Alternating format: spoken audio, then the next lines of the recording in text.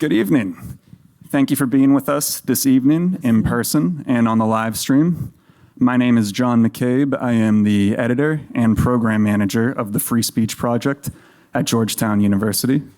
The project was launched in 2017 as an independent, nonpartisan endeavor to assess the condition of free speech in education, civil society, and government. Professor Ungar, with the generous support of the Knight Foundation and the university, has led our documentation of the state of free speech and other First Amendment freedoms across the country. In 2020, as COVID-19 continued to spread throughout the world, the project took its forums to a virtual platform where it collaborated with many voices from around the world on dozens of important dialogues, discussing and debating free speech-related issues, and deepening our understanding of free expression at both the national and international levels. I'm very happy to report that this conversation tonight is the first in-person forum that the project has held in over 2.5 years. On behalf of, thank you, yeah, thanks. On behalf of Sandy Ungar and our undergraduate research team, we would like to thank all of you who have gathered here tonight and all of those who are watching from elsewhere, as well as our esteemed panelists who have gathered near and far to be here.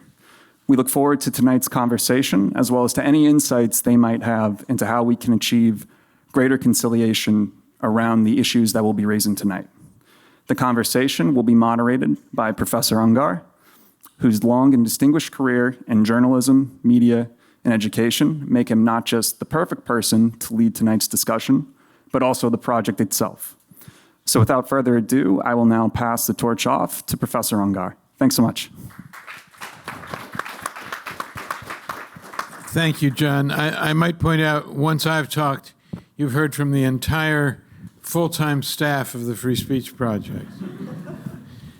John McCabe and me. But there are many people in this room, undergraduate students at Georgetown, recent undergraduate students at Georgetown, who have been very involved with the project and made a huge difference for us. And if you have a chance later on to talk to some of these undergraduates, these young women and men from Georgetown, you'll see why we do as well as we do with a nonpartisan, non-ideological documentation effort.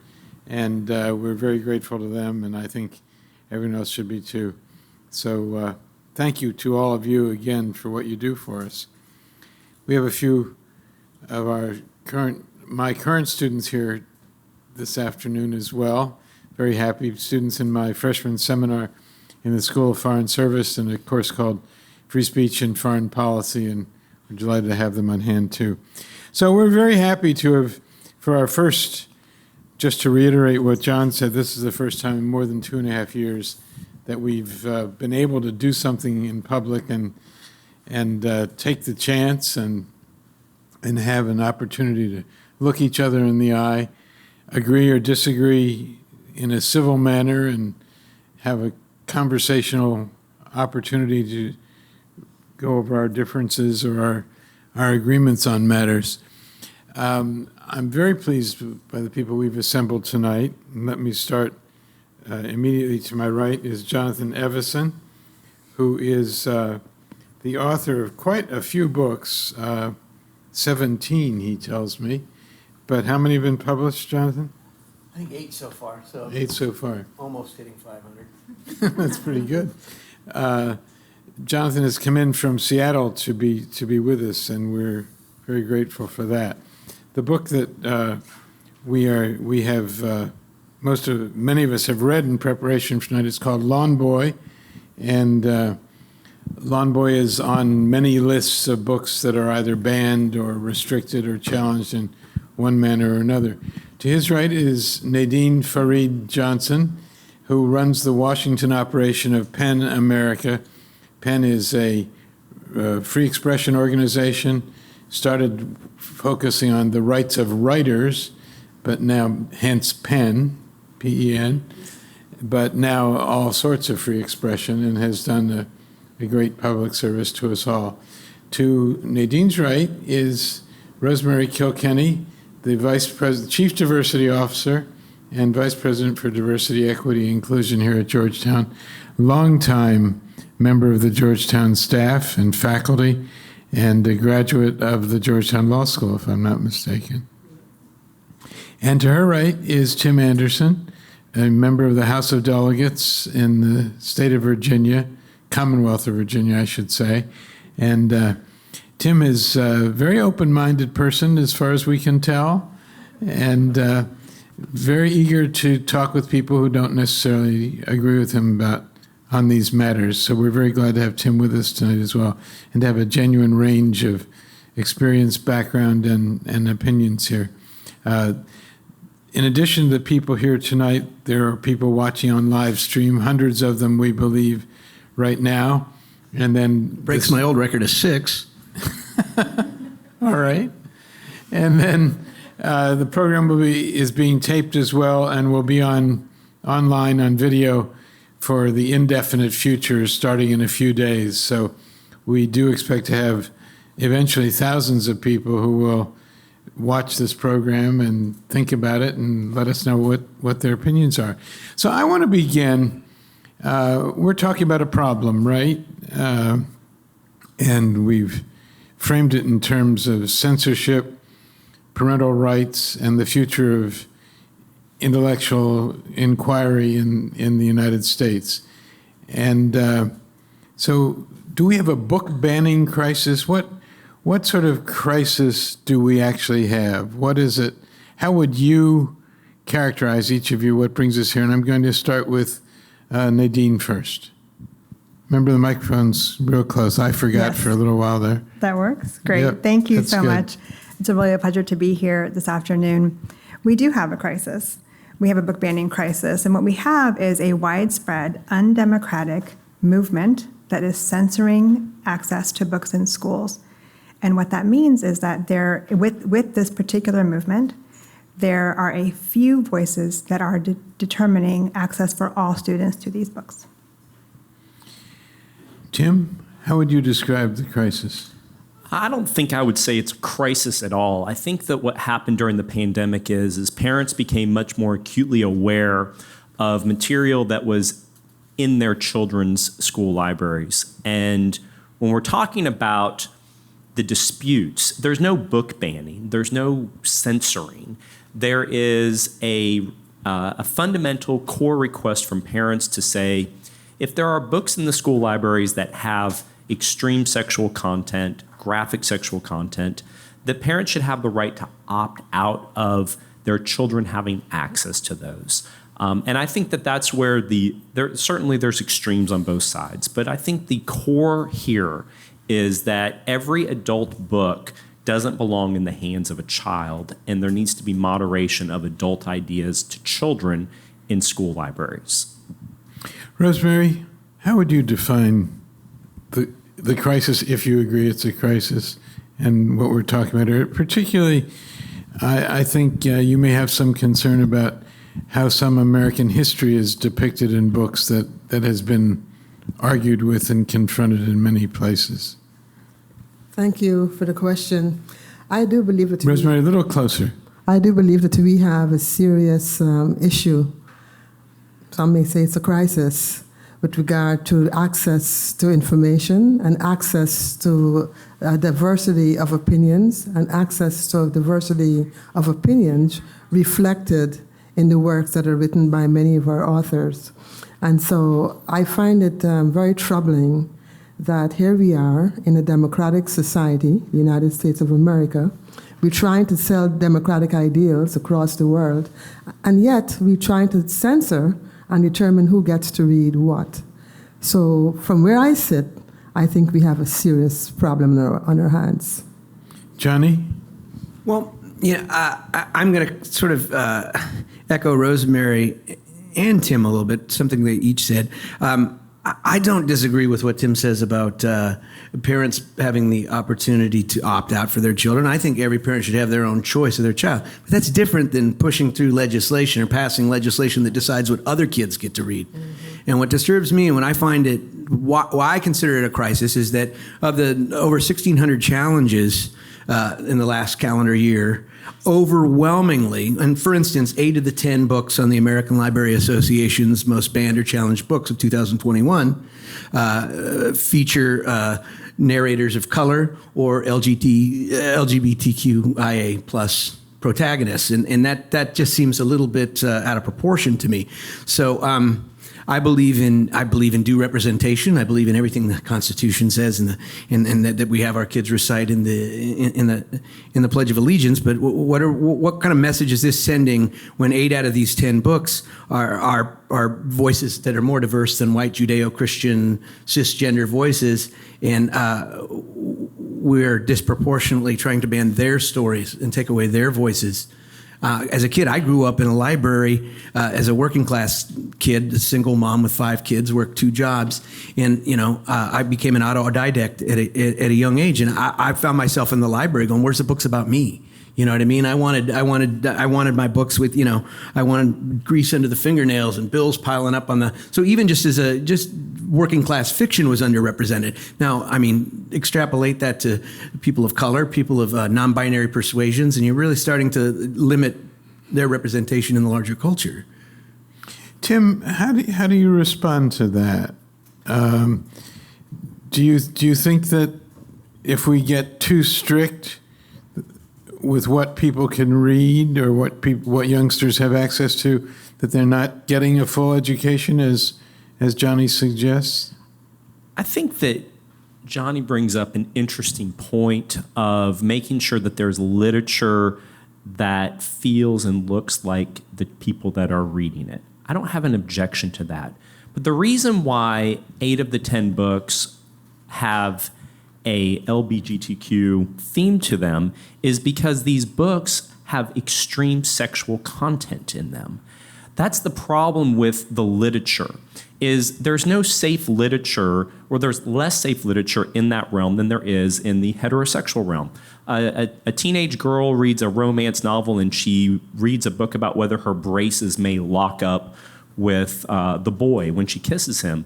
But then when we go into some of the literature of these books that parents are concerned with, you have graphic illustrations of sex. Come on, dude. Wifey, page 36. I mean, that's hetero. I mean, Judy Blume's been doing this for 30 years. And there's pictures of fellatio in some of the books that are, look, we're talking about the sex acts. It doesn't matter if it's homosexual sex or heterosexual sex. It's sex acts. And the problem is that doesn't belong in the hands of a child without the parent having some say in that. The reason why these books are in this theme is because for some reason, if you're trying to explore gender, if you're trying to explore sexuality, these books have themes that include sex in them as part of it. And maybe that's appropriate for an adult. But it's not appropriate for a 14-year-old or a 10-year-old or a 12-year-old. And when they're being marketed by the ALA, you mentioned them, when they're being marketed and given the Alex Award saying, hey, these are adult books that we recommend to children now, and these books have extreme content in them, parents need to have a say. We're not trying to ban the books. I don't want to burn the books. I don't want to throw these books in the dumpster. We're just saying they shouldn't be in the school library for unfettered access to children to have access to without that. And that's not censorship. That is not censorship. Children don't have a right to adult materials. And if the schools aren't going to provide safeguards, then the parents should have those rights to do that. And that's, I think, the crux of the issue. And when we hear people say, oh, you're just trying to ban gay literature, that's not the case. It just happens to be that's where the sex acts are at. That's why Genderqueer is the #1 challenged book. That's why Lomboy has some issues. It's because it went too far for children. Adults is one thing, but children is something different. Parents are very outraged by the content, not the context. I think what he just said is categorically untrue. I don't think there is a disproportionate amount of sexual activity in LGBTQIA plus literature at all. I mean, I grew up reading books that had plenty of, there's plenty of sex in hetero, white, Judeo-Christian narratives. That's just categorically untrue. That's not true. 8 out of 10, this is disproportionate. So to me, the question is, what is their real end game here? It really seems distinctly to me like this movement is an effort to try to keep these marginalized voices marginalized. Yeah, let's keep the end game at bay for just a few minutes here. As it happens, everyone on this panel is a parent, and some of us are grandparents.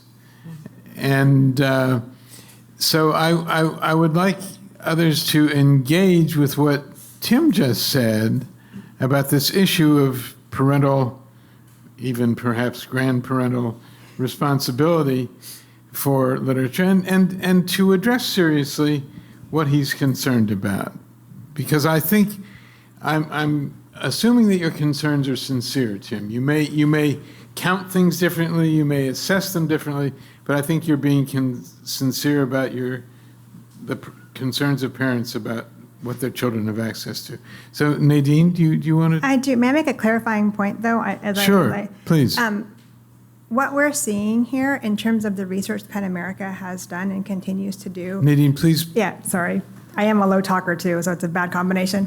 What we're seeing here in terms of the research PEN America has done and continues to do is that this is not only about, as Tim says, the parental opt-in or opt-out. We can talk about that. What we are seeing is that there is, in fact, a movement to ban books. In fact, there have been 2,500 books, 2,500 books banned between July 1st of 2021 and June 30th of this year. That affects 4 million students across this country. Those books have been banned. They have been removed from access to those books has been removed or diminished or restricted. And sometimes they are banned, what's called banned pending investigation, where there's a challenge to the book, and then during the review process, those books are removed from access or have diminished access. That is different from what Tim is mentioning. So I don't think that we're talking about two different things here. In terms of your comment, yes, I am a parent. I have 2 children, one of whom is a voracious reader and the other one who is trying his best to become a voracious reader. And of course, I'm, as a parent, involved in my children's education. There is no one here saying that parents should not be involved in their children's education. But what we do have in place are systems whereby publishers, educators, librarians, and parents can evaluate books and look to the categories that are put in place by publishers. For example, young adult or middle grade or children's books or picture books, all of which, by the way, have been banned as part of our study, including the picture books. I want to make that point very clear. So there is something to be said that it can be both. We can have parents who are interested in and involved in their parents' education, and we can also look to the situation and say that what is happening now in terms of the removal, the restriction, the diminished access to these books is something that needs to be examined because it is unconstitutional and it is a concern in terms of our First Amendment rights. Rosemary, what are your thoughts about parental concerns and how to deal with them? When we talk about parents, we have to be very careful because parents, who are the parents we're talking about? We're not only talking about white parents. We have black parents. We have parents who are members of the LGBTQI community. We have children who are 4 years old, who are going home with their classmates on play dates, and the children may have parents of both genders. And so we have to be very aware of that. And it's not just one type of parent who has a license to determine what books get banned and what books are not banned. I mean, I was absolutely shocked when I heard that the late, great Toni Morrison had her books banned. So I said, Toni Morrison? You gotta be kidding. She was a Nobel Prize winner in literature. And so, for her work, Beloved, we have books by other authors who are members of the LGBTQ community, but also members of the Black community. So when we speak about parental rights, let's think broadly about parents and recognize that there's a diversity of parents out there, many of whom want their children to be exposed to different points of view. And so I am firmly in favor of all parents, not just one parent over here or one parent over there, but all parents should make that determination. And we're not talking about banning books for 3-year-olds. There's a book for an anti-racist baby, raising an anti-racist baby. And I heard that book was banned. My son has a 4-year-old and a 1-year-old, and he bought that book, and the book is great. I have a friend who's Jewish. he bought that book for his son, and that family thinks the book is great. So let's be consistent here and recognize that all parents have the right to determine what books their children will read. And so there has to be some consistency in the way in which we go about the process of determining what books are going to be used in for what age range. And let's not just cherry pick a particular ideological perspective that we're trying, an agenda that we're trying to promote here. May I jump in on that? Yes. So we're not different on our points. Everybody's saying virtually the same thing that I'm saying. Look, we restrict minors from content all the time. We do it in movie theaters, we do it in video games, we do it in music. We give parents warnings, R rating, explicit content. The parent doesn't have to read the book to know whether the book has explicit content in it. In this particular situation, in every other realm, we restrict minors from having access without parents weighing in, except for books. And so that what's happening is these books are in school libraries, parents don't know they're there, and they're being recommended and promoted to read by the librarians. And the parents don't know this is happening. So if a parent thinks that Lawn Boy is appropriate for their child, I have no problem with that. If a parent thinks that genderqueer is appropriate for their child, I have no problem with that. Or any of the books that you just mentioned, I have no problem with that. But if there's objectionable material, especially sexual content, then there should be some notification to parents that they're there and that their child wants access to them. And then the parent should be able to say yes or no until that child is an adult. And the point that was raised in the middle is we rate books as young adults, and we call children young adults. They're not young adults, they're children. A young adult is an 18-year-old. A child is a 17-year-old.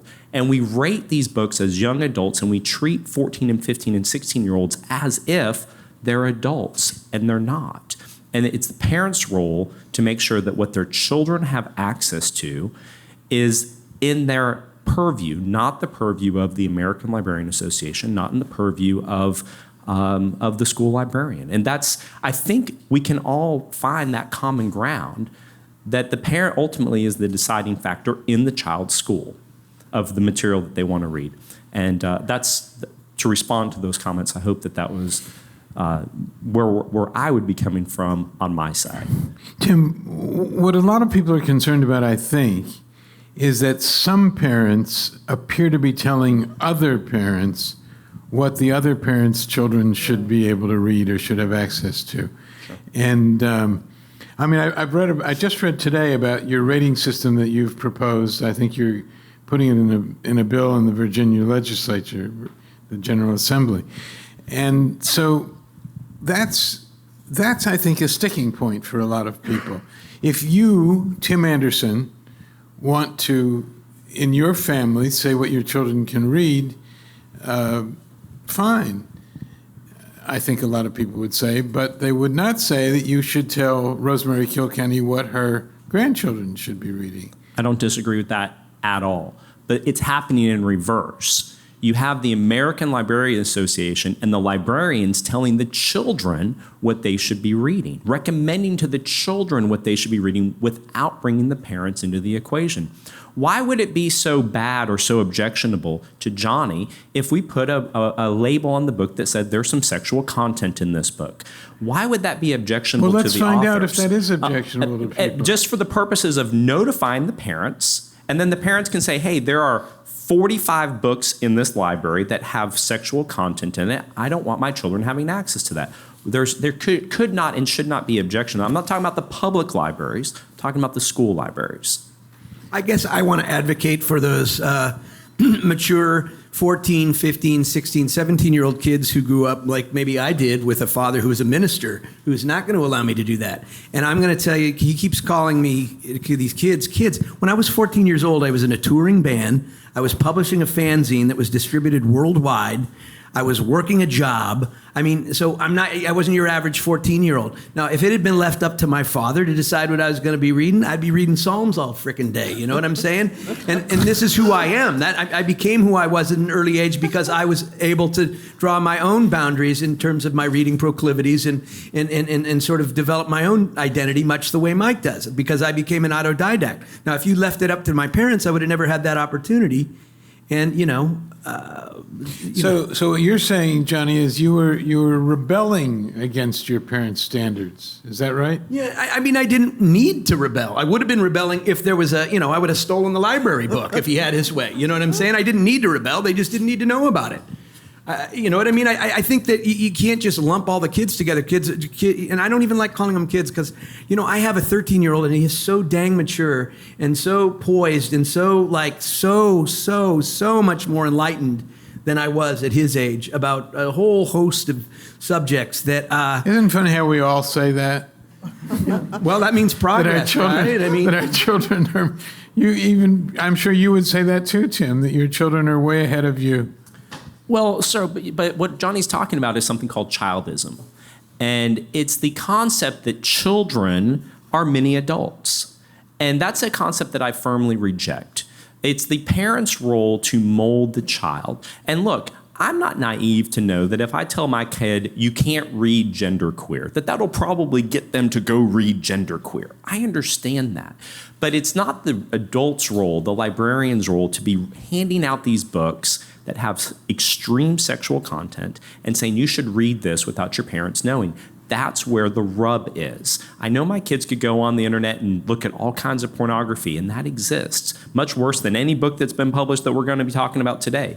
But it's not the role of the librarian to hand this out, or the school counselor or the principal to say, hey, here's this, don't tell your parents about this, read this book and see where we are. And that's where we're nobody's doing that. Let me ask you to take that up. Sure, I can. The role of the librarian in particular. I do want to first say that I think that Johnny just proved he's been cooler than all of us combined. I mean, at 14, being in a band is. I kicked Stoney Gossard to Pearl Jam out of my band. Good career move, huh? We can talk about your choices later. So I think that we need to refocus here on the fact that we are talking about public education and we're talking about public schools. So it is in fact the job of the librarian to provide the books for the schools. It is in fact the job of the educator to determine the curriculum for the classroom. And it is in fact the job of the school to provide an education for the students. Whether there is a particular passage in a particular book, as you're talking about, when we evaluate books, when we evaluate literature, when we evaluate nonfiction, we are supposed to evaluate that as a whole. That is what we are called to do as part of evaluating books and in terms of free speech rights, free expression rights. You are to evaluate the work as a whole. If we were to cherry pick, if we were to pick out particular issues and look at it that way, that would run counter to what the rights are in terms of First Amendment rights. And I'm not trying to make this into an argument that is, above like the everyday concerns that parents, educators, and librarians have. But again, I think that we need to look at this from the context of it is part of public education, and we should be coming together as a community to talk about this, as opposed to saying we're going to single-handedly remove certain literature and nonfiction from the hands of students. So, two lawyers here. I'm probably going to geek out a little bit. What was just described was the obscenity standards. And that's a problem that we have currently in the United States. In early 70s, the Supreme Court issued an opinion, the Miller opinion, and it says that. Book's not obscene. You have to look at it as a whole. You have to look at the context. You just can't cherry pick. Everything she said is exactly what Miller said. About 5 years before that, though, there's a case called Ginsburg, which said you can treat children differently. And the problem that we have right now is that we have a one-size-fits-all obscenity standard, where we say if it's not obscene to adults, it's not obscene to children. And what we have to start doing is saying these books, Lawn Boy, is a book that was written for adults. And if we're going to market it to children, if the ALA is going to recommend it to children, it's an adult book, it's an adult theme, and children don't get to make that decision on their own. And in Virginia, We have policies on transgender policies in the school that tell schools that they can lie to the parents if the child doesn't want to talk about, if the child is going through transgender conversations with the counselor, the school can lie to the parents about that. And that's the rub. That's the disenfranchisement of the parental role in the upbringing of their children. And if you have a librarian in a school library and they're dealing with a child that's going through a transgender or gender question or whatever they're going through that's related to that, and the librarian says, read this book, genderqueer, read this book on this, don't tell your parents I gave you, that is fundamentally wrong. And you're right, it's public education. It's not supposed to be that way. Parents are partners. They're not the outliers. And the education system treats them as the outliers. That's the problem. I have no problem with Johnny's book. None in the hands of an adult. I have big problem with his book in the hands of a 12-year-old if a librarian gave it to him and said, go read this, don't tell your parents. That's wrong. Can I just step in Yes, about of the parental course, thing? I'm yeah. going to be childish again, or childism. I'm going to be guilty of that again. This idea of the parent molding the child, and I'm not going to use the word child anymore because we're talking about teenagers and adolescents here. I'm not talking about middle grade readers.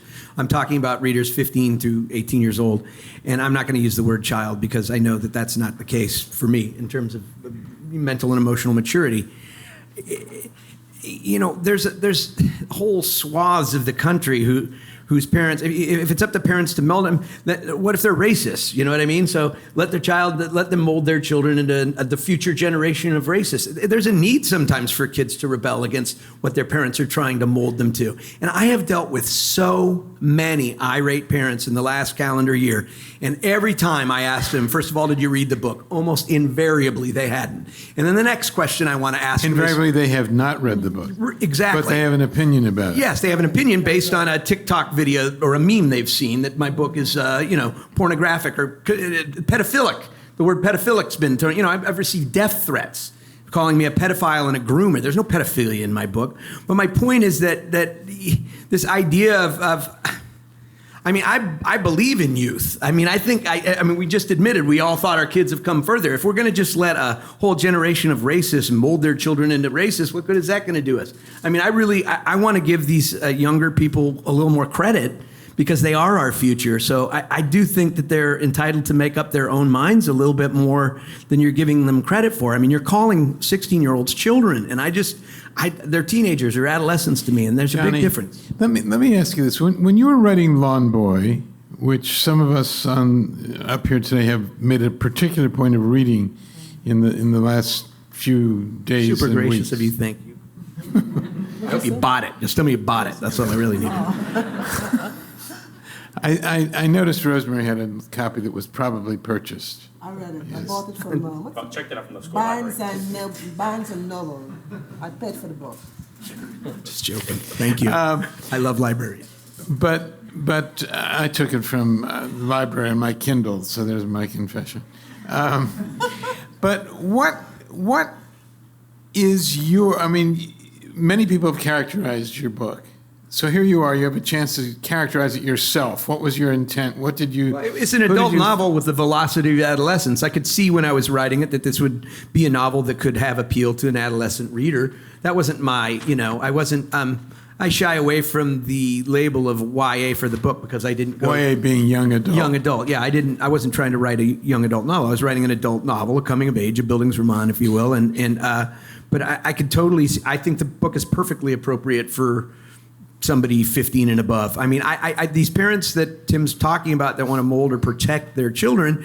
I don't know what they're thinking. Like it or not, they probably have gay friends, and they probably have friends that are people of color. I don't know what exactly you're trying to protect them for. I do feel like the people that don't have a voice in this conversation here are these 15, 16, 17, 18-year-olds that are going to decide the future of this, republic, and we're going to try to mold them into to what we think is appropriate.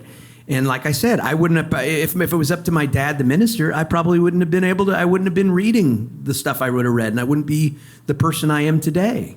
So that the parents' big complaint is the page 11 of the book that Page talks 11? Page 11 that talks about that when you talk about the fourth grader sucking the other cock of the other fourth grader in the church camp, right? Like these are your words, right?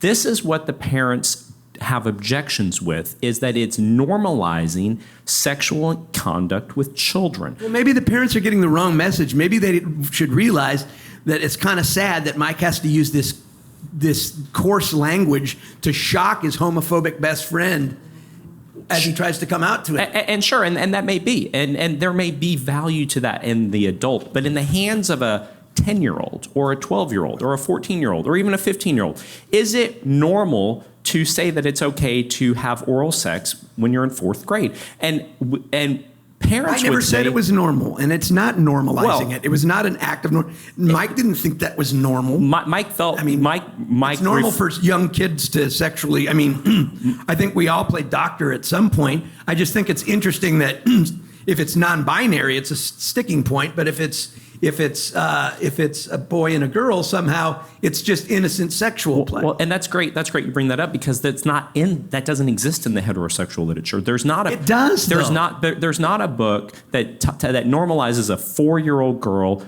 filleting a 4-year-old boy and is recommended by the ALA. Fourth grade. Fourth grade. Yeah, Excuse me. I'm sorry. Fourth grade. You're right. Fourth grade. 10-year-olds. So it doesn't normalize heterosexual fellatio between 10-year-olds.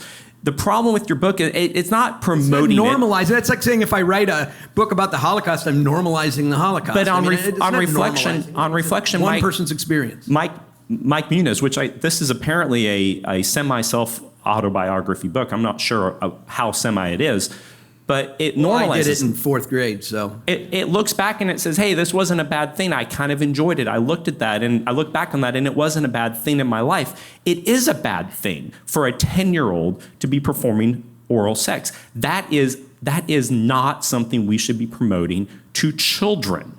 Now, as an adult who could look back on that and read that with their own mind and their own life experiences, that's one thing. But a 14-year-old, a 12-year-old should not be encouraged that this is an okay behavior, because it's not. And that's what parents You're object to. using words like promoting and normalizing, and the scene does neither of those things. The scene is a slice of life from one person's personal experience.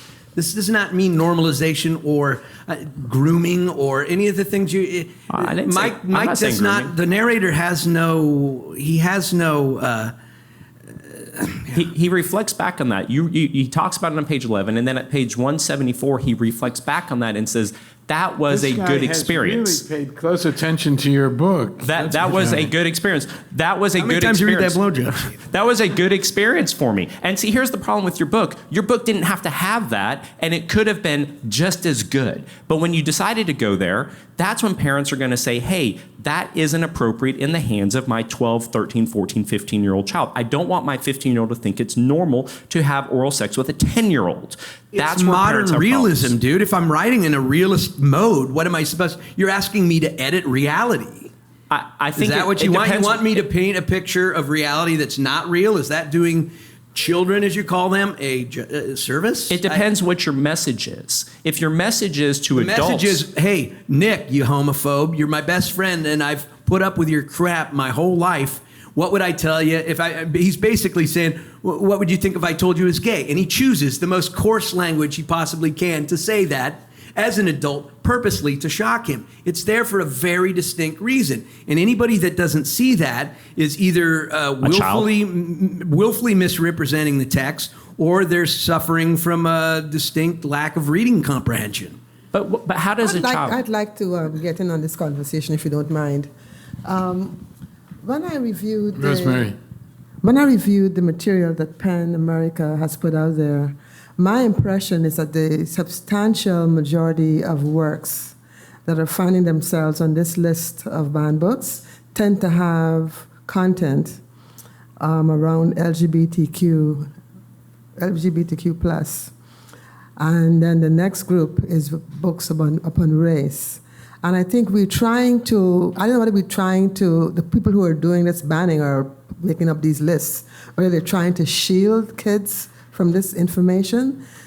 The issue is when you look at television, I mean, there are much more graphic things on television, on social media, that kids have access to. So if we're going to pick on books, let's look at the entire amount of access that kids have to all kinds of media and all kinds of work where they find, I mean, this is mild compared to what kids are having access to these days.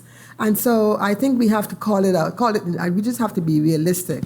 And one of the things I have to say about Lawn Boy, I found it to be very relatable. Of course, I'm looking at it through the lens, through an adult lens, and I was trying to put myself in the place of a 14 or 15-year-old, which was hard for me to recall.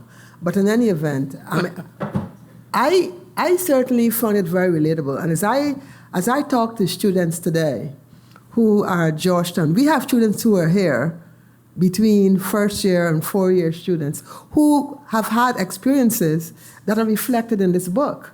And so for us to say, no, we have to protect these kids, we protected them from what? I don't think that there was any effort here to promote or any effort here to say that this is something that children should be doing. I don't think that's the case at all. And I found the book very relatable. Thank you. You're certainly welcome. And people can relate with them. I thought there were themes of interracial relationships. There were themes of classism. There were themes of bigotry on the part of white people who are trying to prevent people of certain racial backgrounds from moving into the community. So it really covered a variety of topics.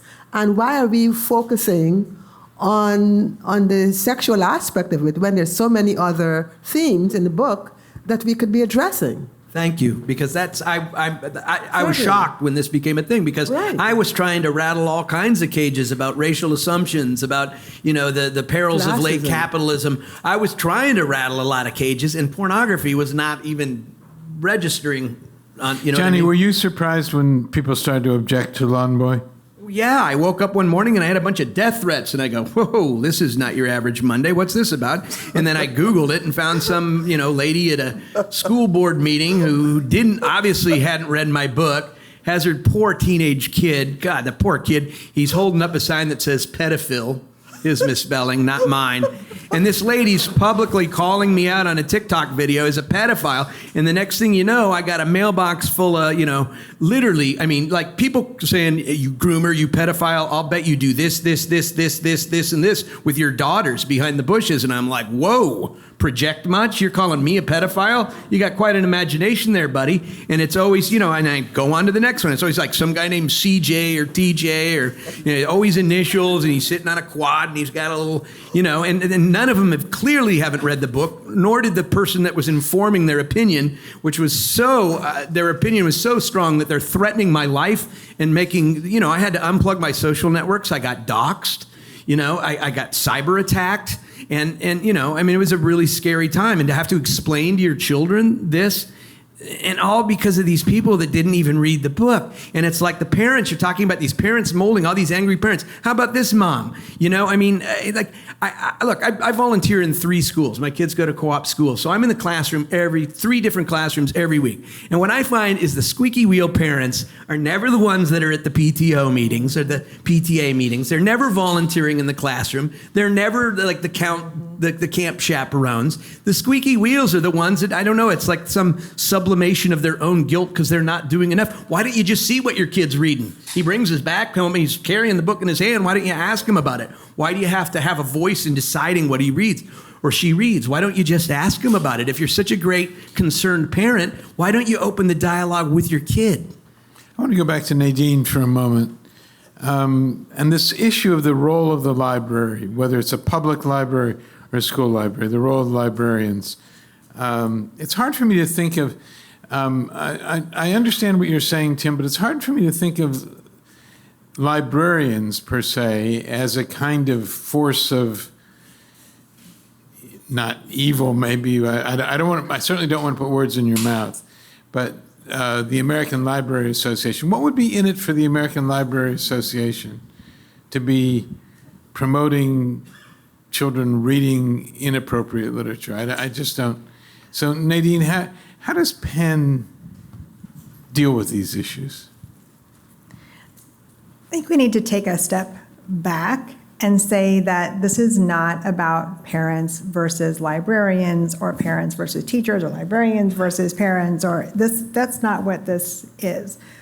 and I'm not saying either of you are saying this, but when we're talking about this, I get a little riled up. everyone gets riled up. It's good.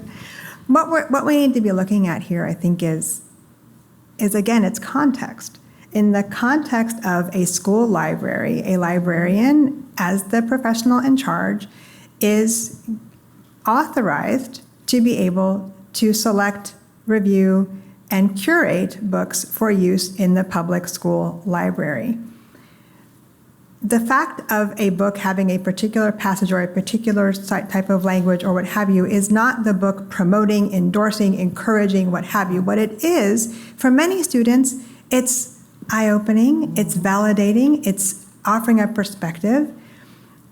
And that is not to say that it should or should not be for particular age. I think that we all can agree that people have different opinions about that. But what is at issue here is that if there is a small group of parents, for example, or other community members who are leading a school board or a superintendent or other official to wholesale diminish, restrict, or otherwise change access to a book that was previously accessible, that is censorship, and we should not have that happening in our schools. So, Absolutely. Censorship's a funny word because if you take something out, it's censorship. But the question is how did it get in there to begin with? Who made the decision to put the book into the library, into the circulation to begin with, and why were the parents not part of that equation? Community standards. Where was the community group that said, hey, we believe this is an important thing? The ALA is run by a lady named Emily Drobanski. And Emily Drobanski, when she was just elected the president of the ALA, tweeted that she was a Marxist. Now, I'm not fabricating this. You can go to Twitter, type her name in, and she calls herself a Marxist. That organization has become an organization to promote propaganda. And when they recommend to their subordinate librarians, promote these books to children, you have to call into question what their motivations are. Now, it's not censorship to take a book out of a library that shouldn't have been there to begin with. Shouldn't have been there according to whom? Any book that has sexual content does not belong in a school library. The material can be accessed to the parents via other sources, but to have a child have unfettered access to books that have fellatio, imageries of sex. The Handmaid's Tale, which is a book we all read as children, is a novel, that's fine. The graphic novel is outrageously graphic. It's not appropriate in the unfettered hands of a child. And, Johnny mentioned something, I think it's a good point. Your child, your 16-year-old, can't go see an R-rated movie. It's illegal to do so. We rate movies. And these books, especially genderqueer, the imagery of the book, they couldn't broadcast on television because it would violate FCC law. And so if we have books, and the other book we were challenging, which was A Court of Mist and Fury, the text was so graphic, they couldn't broadcast the text on the television because it would violate FCC rules. Those books don't belong in a school library. They can be in the public library, fine, but they shouldn't be recommended and handed out by librarians to children. And if they are going to be, the parents should have a say. And that's where this ends, is the parents should have a say on these books that have hypersexual content. 16-year-olds don't watch TV anymore, Tim.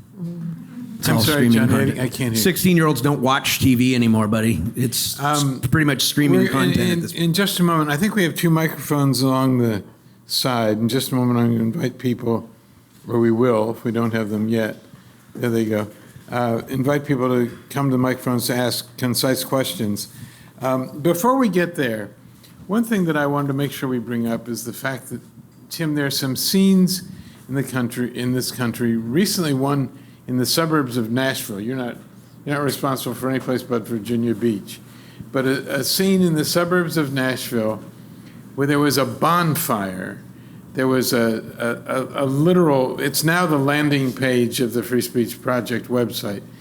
There was people throwing books into the bonfire that they I guess, disapproved of. Harry Potter, all sorts of books that don't even come up here. And the picture itself, the photograph itself, is chilling because it's reminiscent of some pictures of what went on in some dark days in Europe not that long ago, less than a century ago. And I just wonder, why is it getting to that? And who is promoting that? The actual burning of books, and I really do not think it's you. Sure. Yeah, I would agree with that. Yeah, I mean, you were moderate compared to some of the people we're dealing with here. If I was Johnny, I would hope people would burn my books because it promotes. You have to buy new ones. You have to buy new ones. It promotes it promotes attention to the material. I can all but guarantee that our book challenges to genderqueer and A Court of Mist and Fury increase their sales. Here's the thing: there's never going to be censorship again on this planet. That you can burn as many books as you want, and they're just going to go print a bunch more. They're on the internet. There's never going to be a book ban censorship ever again in our lifetime. So the more book burnings we have promotes the author's work more. But you're not And suggesting it's this just a political is just statement. It's just a political statement. It's people saying this isn't appropriate, but it's never going to result in true censorship, German Nazi censorship. It doesn't scare you when people burn books? No, because it's just political free speech. These are people just acting in a way. It's never going to result in the real censorship of materials. Now, look, I don't condone it, but it's not a threat to society when people are burning books. You don't think that's intimidating anyway? You don't. I mean, you don't think the idea of people standing around throwing stuff into a fire might bring up some sort of other imagery for, say, somebody from a black background? Look, we see people burn the American flag. I find that very offensive. We see people burning books. People can find that offensive. That's just political posturing.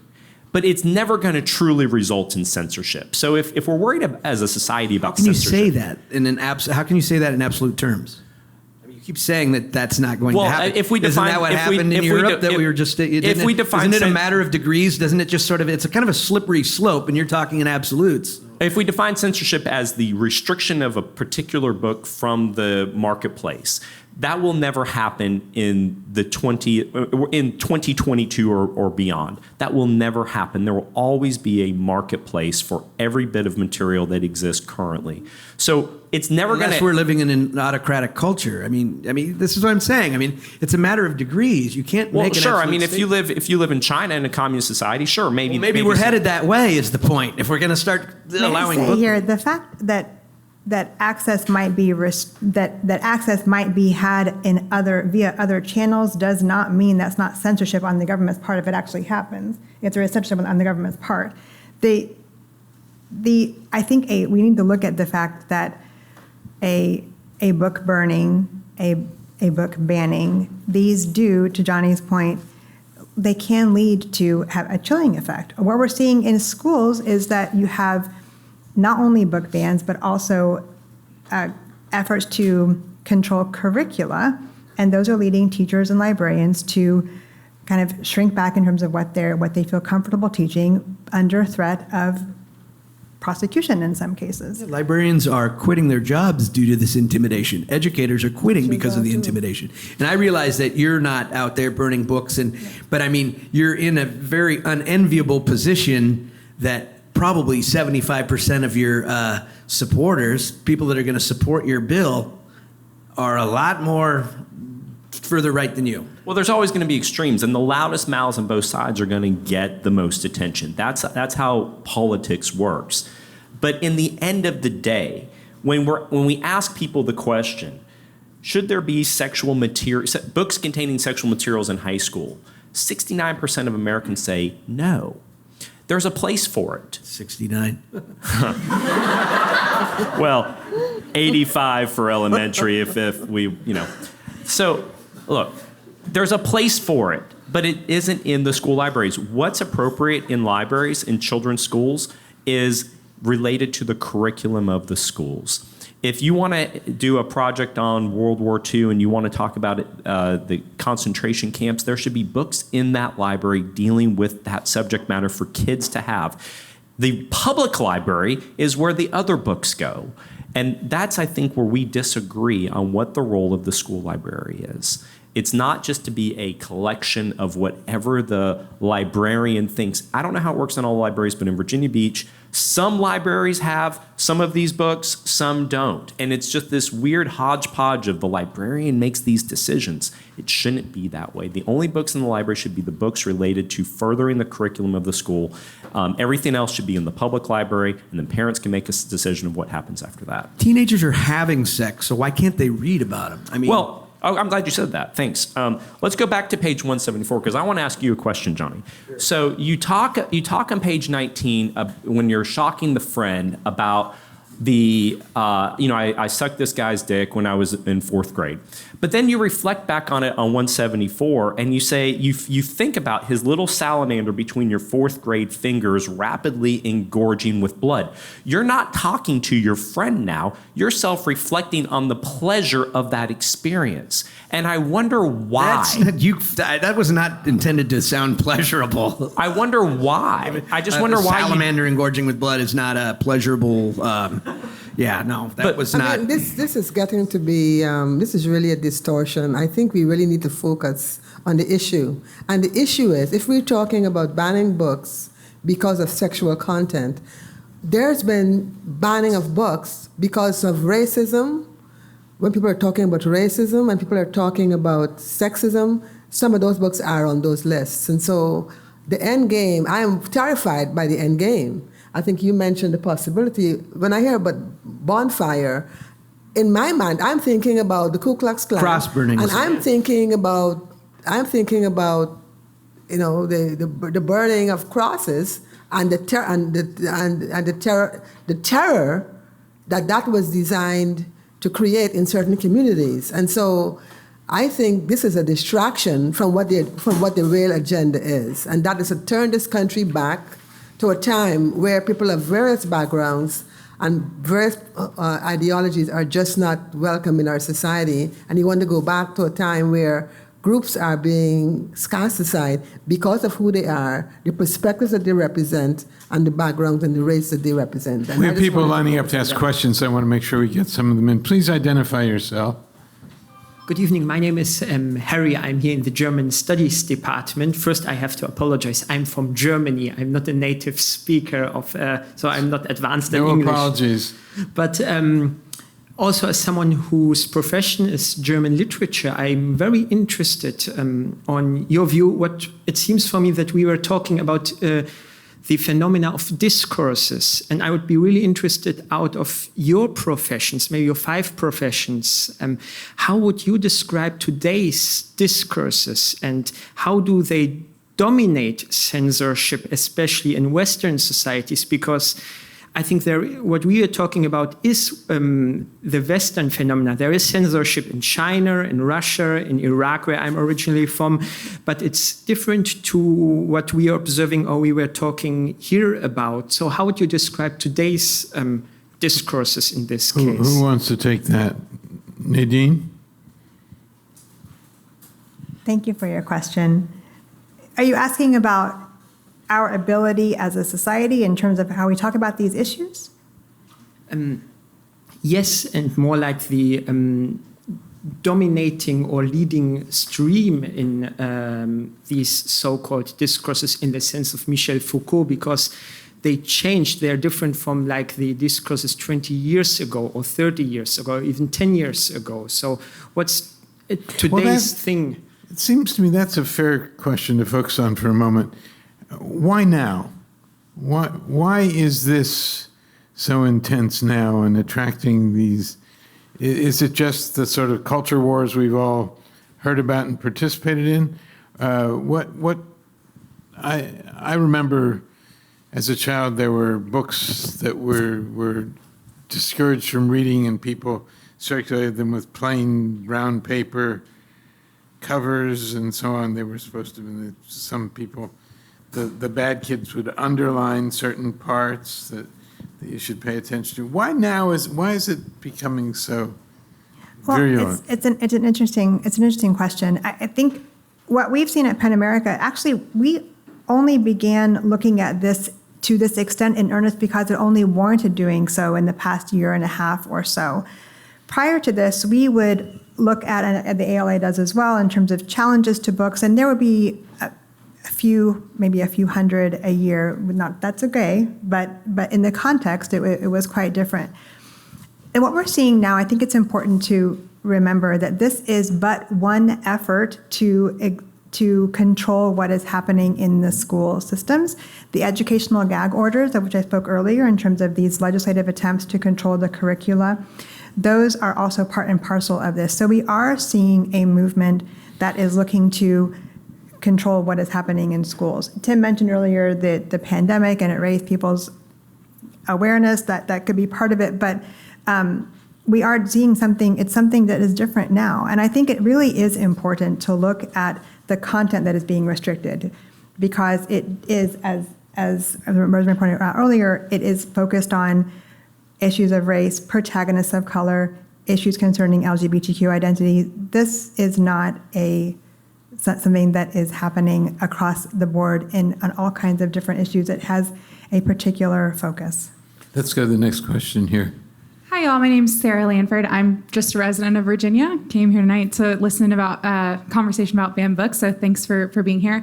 My question is for the delegate. I feel like there's been a lot of critiques of librarians tonight, and librarians were some of the people who expanded my world most when I was in school and gave me access to things that I never even thought. They really challenged my perspective. So I'm curious if the role of the librarian is not to curate books that can challenge students' perspectives or show them new worlds, then what is the role of the librarian, and why don't we have trust in them to do their job? So librarians 10 or 15 or 20 years ago, you could trust them that books containing fellatio and images of sex weren't in the school libraries. But what is happening now, and this is even more responsive to the last question, is even President Biden just recently said children belong to the schools when they're in the school building. And they've always thought that, but they've now starting to say it out loud. And now parents are hearing that. Children do not belong to the schools. The parents are the parents, and the educators are the educators. The school library is supposed to be a resource for the children to enhance their education. We're not able to trust the librarians now because they are promoting an agenda-driven philosophy into the school library that is causing books to go into the school libraries, and then when they're not telling the parents that they're there, and then when we want to pull them out, they call it censorship, or we want the kids to not have access to the books. They call that homophobia, or whatever label we're going to be labeled. The problem with the libraries is that it is becoming an agenda-driven center to promote philosophy. And that's fine at a college level. That's fine at a public library. But in a school library, it should be about promoting how to think, not what to think. And if they're going to promote what to think, the parents should have a partnership to that, and they don't.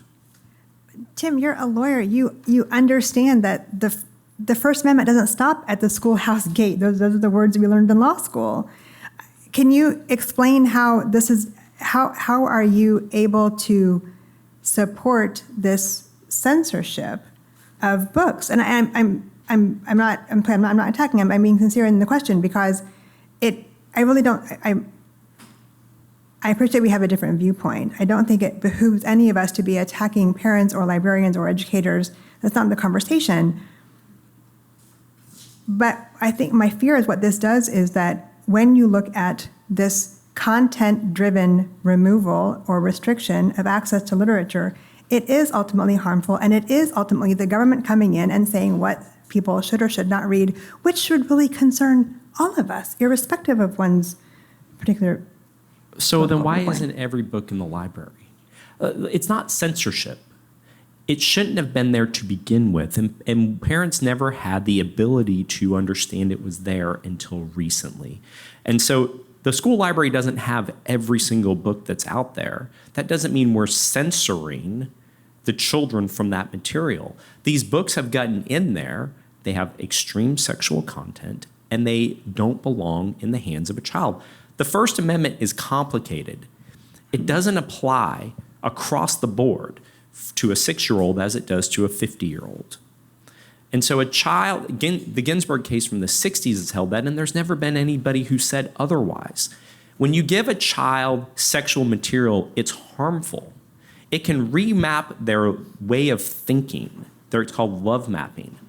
It can cause a child to think, oh, this is okay behavior, and then when the child acts on it, now they're a predator. And so we have a duty as adults to protect children, guide them, and move them in a direction that makes them productive and reasonable citizens, not people that think it is okay to have oral sex when you're in 4th grade. It shouldn't even be condoned. It shouldn't even be normalized.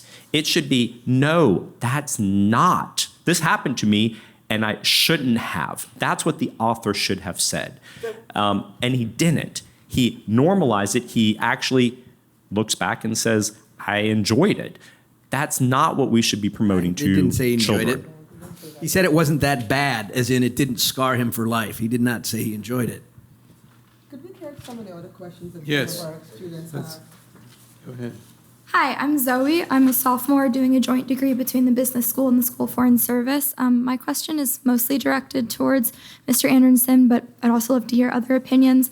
Mr. Anderson, you talked a lot about parents should have a say. And first, I'd like to say I'd love if when you answer, you could abstract, because I know you talked a lot about specifically sexual material, but in book banning, we're not talking just about sexual issues. There's also race issues, religious hatred, lots of discrimination. And as a Jewish student, I know that book banning is very problematic in multiple issues, not just sexual identity.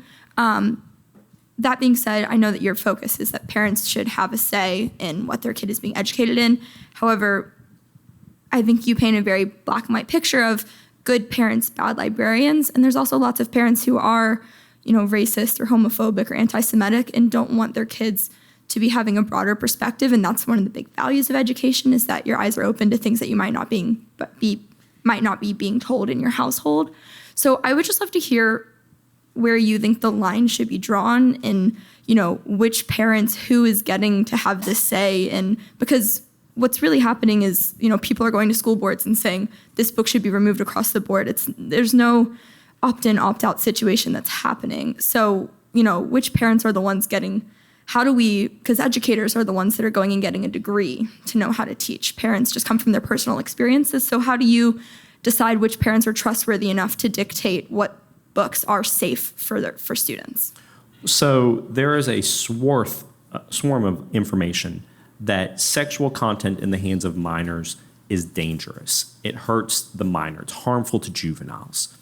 That does not exist in other issues dealing with racism, or dealing with what the Ku Klux Klan was about, or dealing with what happened with genocide. Children being exposed to those types of materials is not the same harm as being exposed to sexual content. Now, there's a time and place. You could have a book that talks about how soldiers raped women, and that might be appropriate for a 10 or 12-year-old to read that and just understand that broadly. But if the book goes into much more specifics of how the woman was raped and how the act occurred, that might not be appropriate for a child. All right, so where do you draw the line? I think a good line would be, if it can't be shown on television, it probably shouldn't be in the school library. If you can't broadcast the images on Facebook, it probably shouldn't be in the school library, or the words or the content. If the words and content are so graphic that the television station would be fined or sanctioned by the FCC, it shouldn't be in the school library. That, for me, is where I would put the line if I had complete control on what is in a school library. Oliver. Good evening. First of all, thank you all so much for coming. My name is Oliver. I am a first-year student from Bolingbrook, Illinois. And I think we can all agree that the difference between adults and children is a matter of experience and perspective.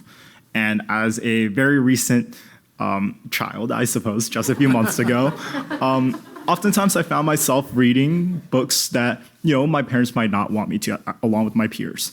Books such as Never Let Me Go by Kazuo Ishiguro, or Do Androids Dream of Electric Sheep by Philip K. Dick. Books that touch on extremely difficult subjects such as violence, substance abuse, sex, and many more. And what I found was that for my peers and I, these books weren't necessarily a roadmap as to what we should do, but rather they gave us another perspective. They gave us more experience as we read these books, and it gave us something to think about. And so as we remove these books from schools, which are really the places where children are supposed to grow and mature into adults, if not schools, then where? Where should we have that process of maturation and gaining new experience, if not like in the school libraries where it has always been intended to be so? Is this to me? Well, I think anyone can answer that. I think that's I don't want to hog the time. I'm sure I'm the only it's person who it's a disagrees with very- everyone in the room, so they don't want to talk to me. Like and the that's last fine. one, it's a very articulate question and a good one. Where are these lines? When you have a certain birthday, you can then read certain books, and who's going to draw them? That's what worries me. Is who is so wise to be able to set these rules? And I think Oliver's specific recollection of reading certain books that would have been disapproved of. Now, these were not sensationalist books. These were literature, really.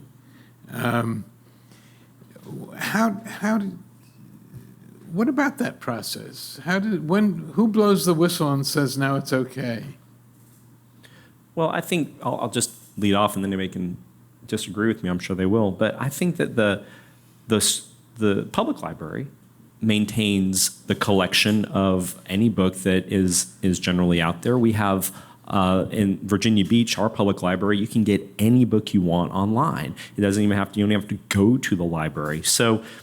But fundamentally, the parents in Virginia Beach would get to know if their children are checking out a book at a public library, but they don't know if they're getting to check out the book in the school library. And then this is where the rub is. This is where the rub is, that the parents have no idea what their kids are doing in the schools, and you have a philosophy of the schools promoting divesting the parents from that process. And that's the fundamental problem that we currently have right now. If I can say, I don't think, I won't speak for anyone else. We are certainly not saying that there should not be parental involvement. On the contrary, I think that there should be a discussion and engagement from parents, from educators, from librarians, between and among them. What we found in our research, however, is that of the book bans that were taking place, the 2,500 plus that I mentioned that happened in the 21-22 school year, 96% of these bans underwent no process.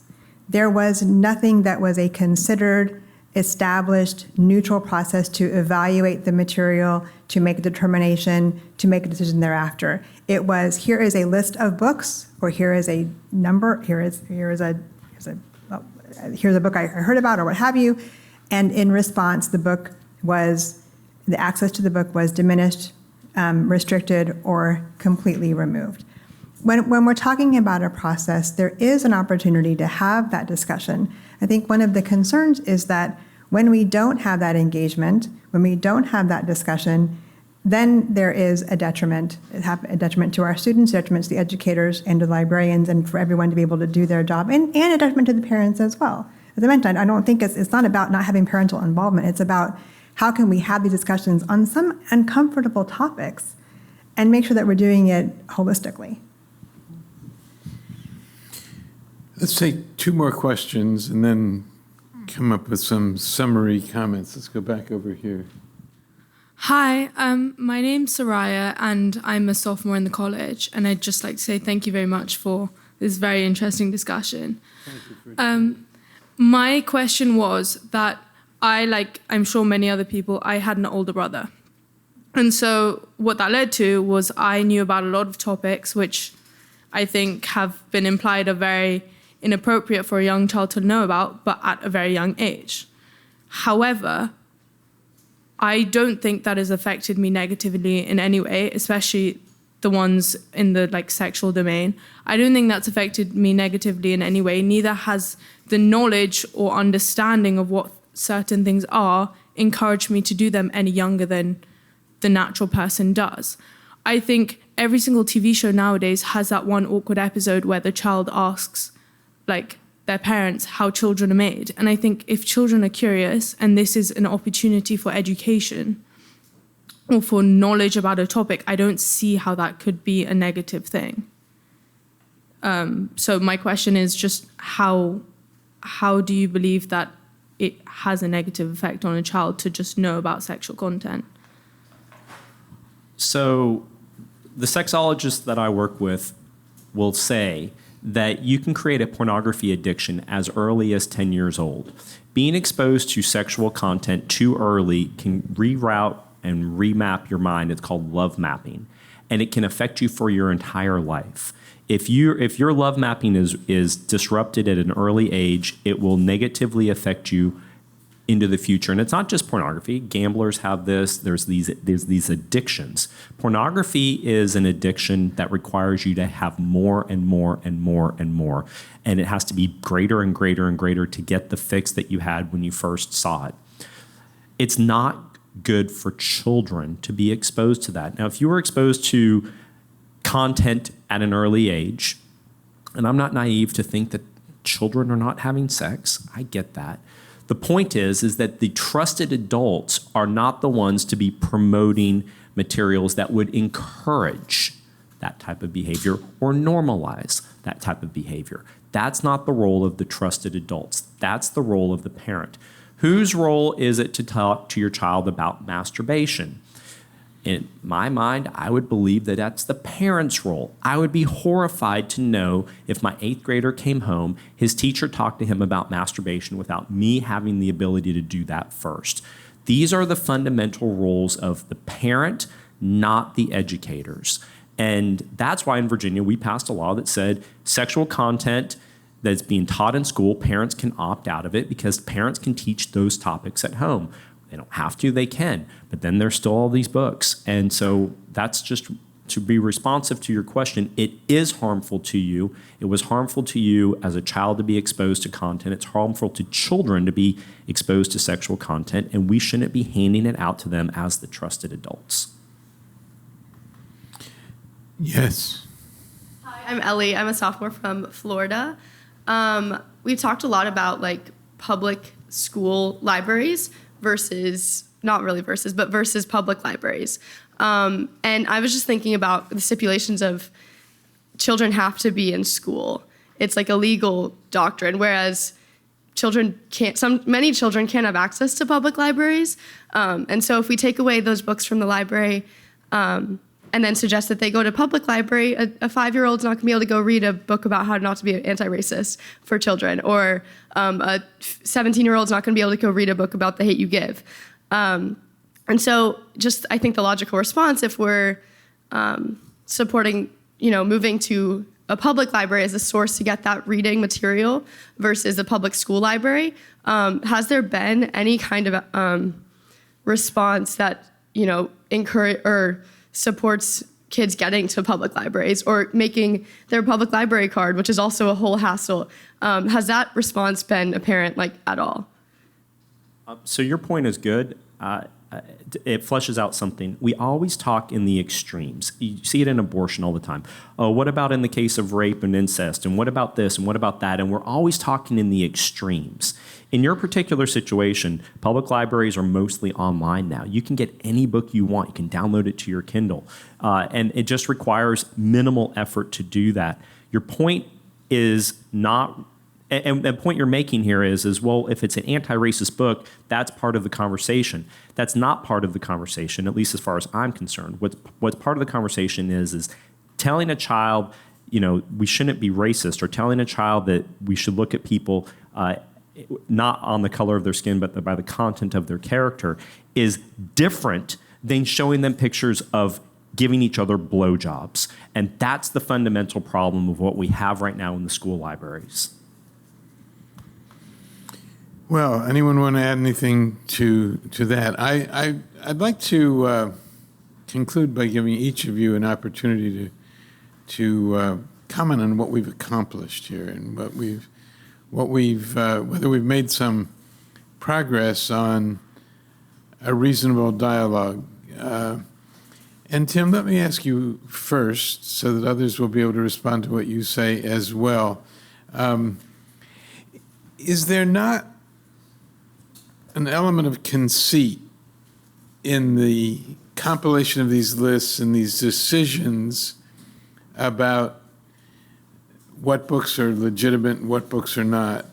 Is there not an arrogation to certain people of an authority, and not really to their parents particularly, but to certain school board members who may or may not have credentials for this, to other people, to make what are, in the end, intellectual decisions and government decisions? And is it not a little bit, I mean, do you really think it makes a difference in the raising of children, in the future of our society and our culture, if they are restricted from certain things on the basis of government decisions? So when I was 8 years old, my dad had a bunch of Playboy magazines under his bed, and he didn't know I knew. And I would sneak in there sometimes, and I'd grab them. And I remember the Madonna magazine, and I still remember it to this day. I was 8 or 9 years old, and I saw all these naked pictures of Madonna. And I kind of look back on that, and I think about myself of, that was something naughty. That was something wrong. And I knew it was wrong. And I knew I wasn't supposed to be doing that. What difference would it be if my dad walked in and said, hey, son, take a look at this magazine? Or, these are things you should be looking at that early age. Kids are going to do bad things. Kids are going to look online at things, and that's fine. And they're going to do that. But when the trusted adult says, this is normal, take this, that's the problem. That's the rub. That's the messaging problem that is harming the children. I realize that their kids they can read about Mike enjoying oral sex in fourth grade, or they could go to a website and actually see it happening. I get that. But we shouldn't be handing it out and recommending it to them as trusted adults at an early age. When we do, it creates normalization, and that creates bad behavior down the road. If some of them turn into sexual predators, I read a story just the other day about a kid who was a sexual predator, and he said, I thought this was how you're supposed to act. We can't, as adults, normalize this kind of behavior in children. And when we do, we're sending the wrong signals, and we're creating and messaging bad behavior that will harm that juvenile for their entire life. So you're not saying that the exposure to those pictures in Playboy was inherently wrong or harmful, but that it depended how it came about?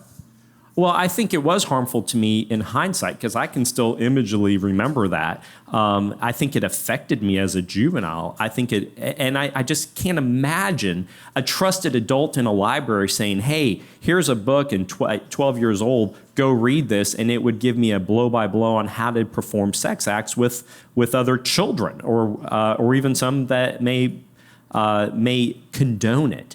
We can't send that messaging to children. We talk about the First Amendment right, but children have a right to be children. And it's our job as adults to protect that child's innocence as long as we possibly can, realizing it won't be forever, and not make adult materials available to children as we're handing them out. That's the fundamental problem where we are right now. Rosemary? I'm going to go back to the topic at hand, which is about banning books and about intellectual curiosity. And I firmly believe that we do not want to ban books. It's important for us to spark curiosity in learning and to engage with material so that children can grow into thriving adults. And I believe that we have a role. We have to trust the professionals. We have to trust the teachers. We have to trust the librarians to make the informed decisions when they are faced with questions, legitimate questions, innocent questions raised by their students.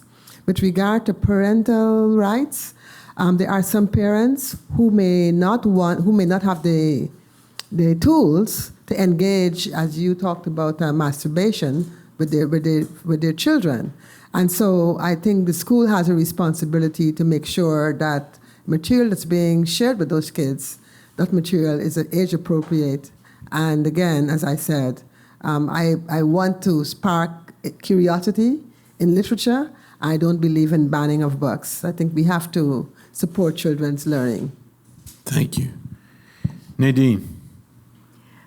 I think it's important for us to recognize that when we restrict or remove access to literature, when we do so in a way that is without process, that is without understanding the full context of the work, that is restricting of the free expression of the writers, the artists, the illustrators, the translators, all of whom are involved in this, we are doing ourselves a disservice. We are far better off having exposure to information, exposure to literature, exposure to nonfiction, and discussing it as educators, as librarians, as parents, as community members. That is what piques our intellectual curiosity. It is what supports us as a democracy, and it's what keeps us engaging in healthy discourse. And book banning is antithetical to all of those ends. Johnny. To go after such eloquence. I'm still, this ended up being so much just about sexual content. And my only regret for this is that we didn't really get to talk about the thing that's a little more troubling to me, is more about racial profiling and ideological things in the books. Because, you know, it's hard for me to have my book be the center of this conversation all about sex when really I wanted it to be about race. I wanted it to be about class. I wanted it to be about economic disparity and opportunity. I wanted it to be, just as Mike said when he talks about wanting to write the great American landscaping novel, he wanted it to be a book that, you know, that asks the big questions about America making good on its grand promises. And if we're going to, I'm still just troubled that 8 out of these 10 books are on this ALA list that are targeted are from people that are basically on the margins of society. And it just seems to me that the end game here really is to keep those people on the margins. And the best way to keep people on the margins is to not let them tell their stories. So, and I don't think we really dug into that as much. This ended up being more of a puritanical conversation about sex, but I do want to say thank you to you, and thanks to both of you for being so eloquent. And I think it took a lot of chutzpah for Tim to show up, knowing that he may not necessarily have the most sympathetic audience. And I appreciated the whole nonpartisan nature of this, so I found it refreshing. Sorry if I got a little excited, and I hope I didn't insult anyone. No, that's just fine. And I do want to say, maybe your book did teach me something about the working class ethos in which Mike Munoz was growing up. And so whether it was intended for young adults, which I'm not, or whoever, that was a very important contribution to me from your book. And so I want to thank you for that. Yeah, I think a lot of people don't understand how people that don't have money live. They think they just make dumb mistakes. Like, why do they smoke? Right. Well, I still have this picture of Mike pushing the lawnmower along the highway. That was pretty dramatic in traffic, right? I want to thank all 4 of you. Every conversation of this sort is different, and every one of them is an effort, but we've got to keep talking about all these things. So Tim, Rosemary, Nadine, and Johnny, thank you, and thank you all for coming tonight. Smart kids. Thank you so much.